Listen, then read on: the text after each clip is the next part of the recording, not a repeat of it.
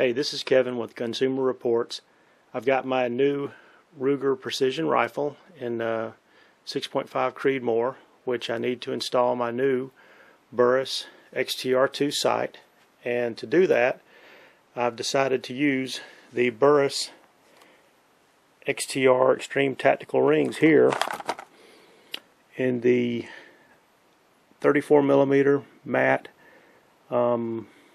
and these are the high rings themselves. So what I really wanted to do in the video segment here is just to show you a little bit on these particular rings. These Burris XTR rings, I've been using Burris rings for several years, and I've been extremely happy with them. For this the Ruger precision rifle and the scope, I needed high rings, and I also needed the 34mm diameter for the tube size on the scope that I selected. So when you purchase these Burris rings here, okay, you can see that they're going to come in a pair just like that, and these are steel rings. Okay, so there's a pair of them, and they're pretty solid. They're pretty hefty rings for a precision rifle that I'd say that's going to be more like a for me, it's going to be more of a bench rifle. It's not anything I'm going to be carrying around much. You know, this is a good choice. These particular rings, you can see at the top, you know, they've got 6 screws to screw the cap onto the base itself. The base is a clamp style base, and I can spin that off one-handed. You can see that nut will come all the way off, and that the clamp plate right here actually has 2 different feet on it. Let me see if you can see that. There's a long side and a short side. I believe the long side is going to go down. I've test fit this already on the rifle, and that to me appears to give the best fit. Now when you're installing these mounts or these rings, what you're going to see is, you can see right there, the cross bolt right there, there's actually a flat surface on that. So that flat surface, you know, if you can imagine up on the Picatinny rail, when you put it on there, it's going to go on to the rail like that, and when you slide it forward, again, it's going to go onto the rail like that. Slide it forward, then you're going to have that flat surface is what's going to bear up against the notch in the rail. Now these rings here, they're pretty hefty. They're not light by any means, but again, I think the intent of these rings, or the intent of the system that I'm trying to set up, is not anything I'm going to be carrying around. So the full set is going to weigh in at about 13.8 ounces. The rings also come with a Torx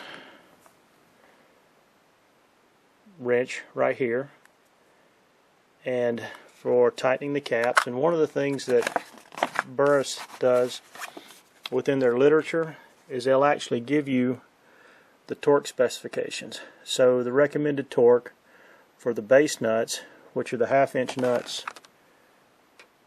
right here, for the base nuts is 65 to 100 inch-pounds, and for the screws that are holding the caps on are 20 inch-pounds each.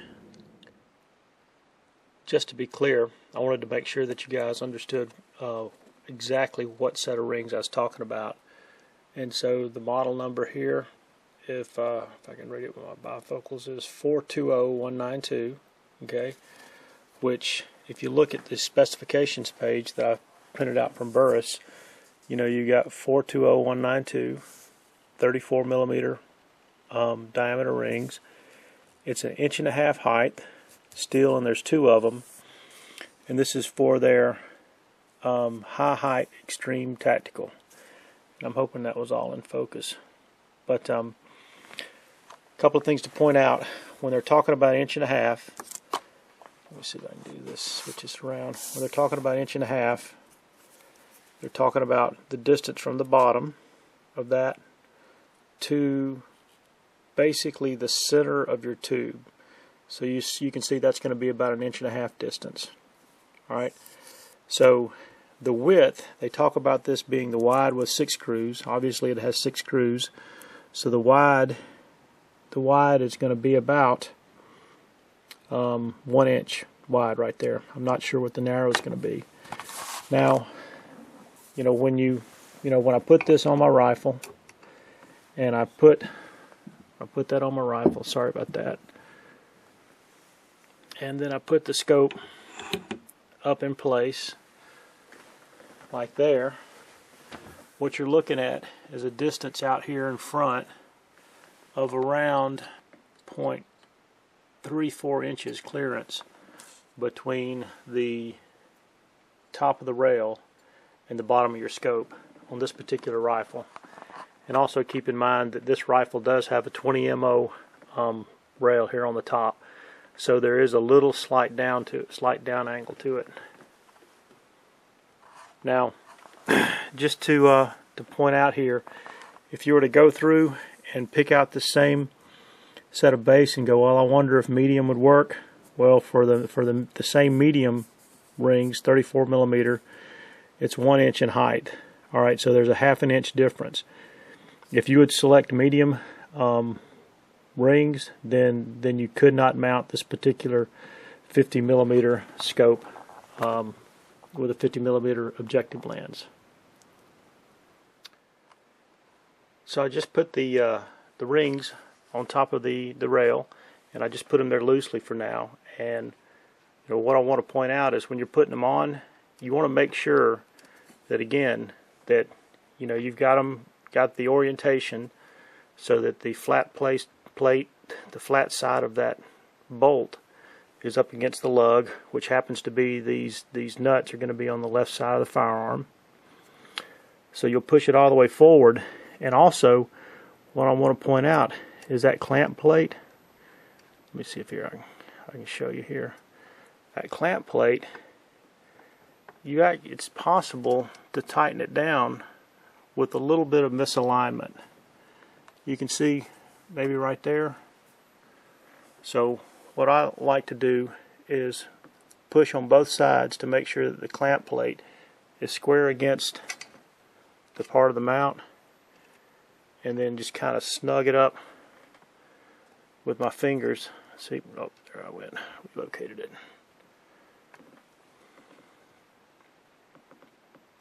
Like that. Okay. And then I would do the same thing here at the other end.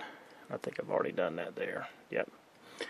Alright, from there you would remove the cap here, and I'll remove them. I'll turn the video off for that. But I don't know if this is just a requirement or not. I always like to keep the orientation of the cap the same whenever I receive the rings. I don't know if they're matched or not, but I don't like to have the cap backwards from the as received condition in the package. So I'll always keep these clocked to the right location. Now I've taken the caps off, and I just want to point out here is that the inside surface on these rings, is polished. Burris has done a nice job of trying to make sure that there's nothing in there that's going to scratch the tube of your scope. And I also want to point out that they actually put a hole here and a hole there, which are basically lightning holes to try to help reduce the weight of this ring set. Now I've placed the Burris XTR II rifle scope on top of the rings here, the mounts, and I don't have the caps on yet. And really, what I want to show here is that when you're mounting your scope, you're gonna want to make sure that you've already evaluated the right location of the mounts on top of your receiver. Okay, so in this case, for this particular rifle, I wanted to make sure that with the stock fully adjusted to the rear, I had the rifle at least, or the scope at least far enough forward so that, when I was laying on the ground shooting from that position, that that I wasn't having any eye relief issues, because typically your head is shifted further forward, or I've found my head shifted further forward. When I'm shooting from a bench, it's kind of the opposite. Your head, you're standing or you're sitting more erect and your head's slightly further back. So I found a position for the mounts that was good, that coincided with where the mounts fell on the portion of the scope tube right here. Now I've got the caps in place, and I've got the center screws just very lightly snugged, and the other ones are just started. They're just threaded in there. And for me, I like to get everything just very lightly snugged in place, and then I like to go through and make sure that, again, the mounts are fully forward before I start tightening things down. Also, when you're tightening down the caps, you want to make sure you have the same amount of gap in that area on each side. Now what I'll do is I'll end up taking my Wheeler torque wrench, and I'll start out and basically go to about 5 inch-pounds, crisscrossing there, like that, for each one of those caps at about 5 inch-pounds, which is not near the amount of torque that it's going to need, but I'll kind of get it snugged up there, and then I'll go in and actually torque up the mounts, or the half-inch nuts right here that are going to secure it to the top of the rail. I like to do that because I feel like I'm giving everything the opportunity to achieve its best alignment possible before I tighten anything firmly down. I've seen other people do it different ways. That's just what I like to do. Now, I didn't mention it earlier, but clearly, when you're mounting your scope, you're going to have to go through an exercise of trying to ensure that the scope, the position of the reticle, is truly vertical or horizontal, however you want to look at it, but that you've rotated the scope body itself until the reticle is in the right position before you torque everything down. These mounts, again, it's like I've used the Burris mounts, several of them throughout my reviews, and you can probably see that on my website. I mean, I've been really happy with the quality of the Burris mounts. I really like their signature Z mounts that have the bushing inside, the spherical bushing, and I wanted to try to get potentially that same style of mount here, but they just weren't available yet. But I'm pleased with these mounts right here, because believe me, these are very, very sturdy mounts, which once I get it all torqued up, I don't ever expect that scope to move. But anyway, I think it's going to be a nice looking package. I think the quality of the mounts clearly is in line with the quality of the scope and the quality of the rifle. So, as always, if you like this this video here, please like or subscribe, and I'll eventually have a web page that talks about and shows some of these same photos, kind of like in a web page format for a review of the mounts. So anyway, until next time, thanks.